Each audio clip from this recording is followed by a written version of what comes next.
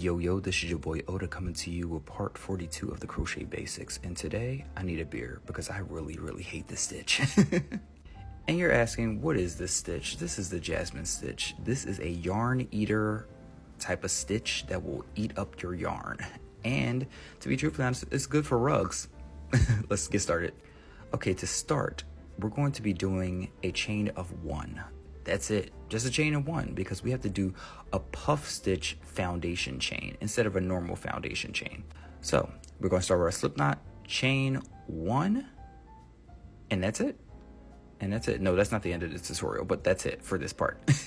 We're going to be working into that chain 1 space because to start our puff stitch foundation. So we're going to pull up a loop, and this is key. This is key. We're going to be working in that same stitch 3 times. So we're going to yarn over, go into the stitch, pull up a loop. That's 1 time. We're going to go in 2 more times. Yarn over, go into the stitch again, pull up a loop. Okay, got 1 more time. Okay, yarn over, go into the stitch, pull up a loop, and you should have 7 stitches on your hook.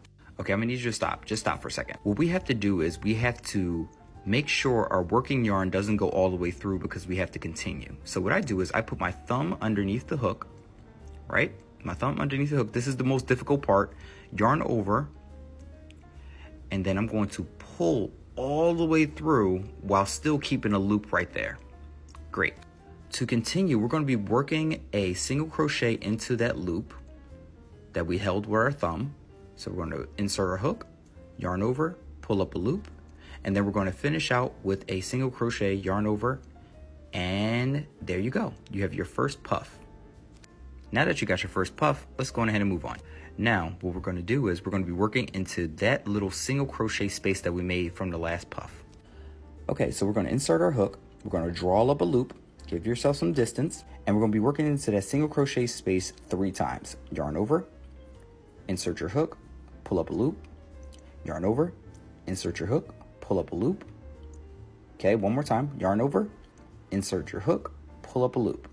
Okay, now we have 7 on our hook, and we're going to place our thumb underneath our crochet hook, and we're going to take our working yarn and pull it through all 7 of those loops while still holding on to it. Okay, then we're going to be doing a single crochet into that thumb space, pull up a loop, and then yarn over and complete a single crochet to lock it in place. There you go. Now you got 2. So we're going to continue this sequence all the way until we get to our desired length. I'm only making 10 puff stitches to start this foundation, but I'm just giving you an example of what it actually looks like when we create the puff stitch foundation chain. As you can see, it's a little bit tricky at first, but feel free to look back at the video as many times as you want. I have faith in you. You'll get it. Now we've completed our puff stitch foundation chain, we're going to move on to the next step. Now that we have our foundation row, what I'm going to do is ask you to stop for a second. Just stop. So I'm going to take the hook out and I'm going to show you the spaces we're going to be working into. We're going to be working into those chain 1 spaces beside each cluster. So to start the next row, row 2, we're going to pull up a loop and we're going to work into that chain 1 space we had in the previous row. So we're going to pull up a loop, we're going to yarn over, insert our hook, pull up a loop, yarn over, insert our hook, pull up a loop, yarn over, insert our hook, and pull up a loop. Okay, so we're going to be working into the next chain 1 space and then the one after. So we're going to be yarning over, pull up a loop, yarn over, pull up a loop, yarn over, pull up a loop, and yarn over and pull up a loop. So that's a lot on your hook right now. And we're going to be doing that 1 more time into the next space. So yarn over, pull up a loop, yarn over, insert, pull up a loop, yarn over, insert, pull up a loop, and that's 13 on your hook. That's a lot. So remember the little thumb trick I showed you? We have to pull through all 13 of these loops on our hook. So I'm going to have my thumb underneath the hook.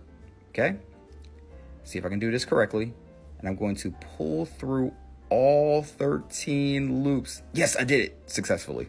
So now we're going to be working into that thumb loop that we had for our working yarn, and we're going to do a single crochet into there and then lock it in with a single crochet. Okay, great. And this part is a pain in the behind, trust me. So to continue, we're going to be working into this chain 1 space, as well as the next chain 1 space, and then the following chain 1 space. So we're always going to work in the chain 1 space that we did in the previous cluster. So right now you see me doing my 1, 2, 3s for the first one, then going into the next one with my 1, 2, and then 3. Okay, and then we're going to go into the next one to do our 1, 2, and 3. And then we're going to be pulling through all these with our thumb trick.